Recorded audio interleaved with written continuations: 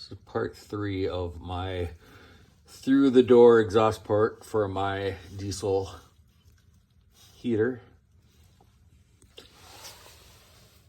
That is a 3-inch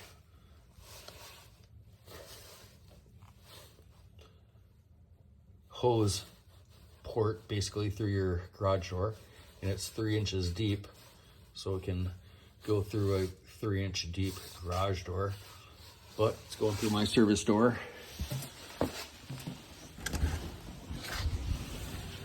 And that's what it looks like from the outside. This is the normal flapper that would slide side to side, and I cut the hole open and drilled it so I could put the marine through the whole exhaust port for a diesel heater through that.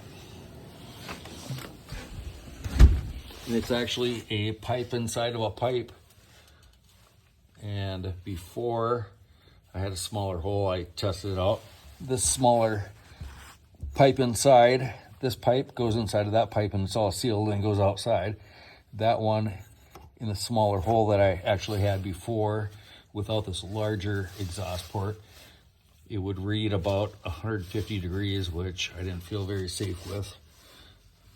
And I have not tested this one out yet, but there's so much more massive airspace in there that it should run a lot cooler. And I'm also only running about up to 5 feet of exhaust pipe currently, and that was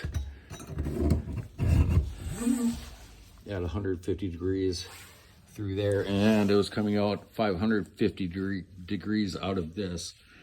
Since then, I have not tested it yet. I'm still waiting on it to come from across the oceans, a 10-foot piece, and I'll leave it coiled up and going downhill so the condensation goes outside and doesn't affect the heater.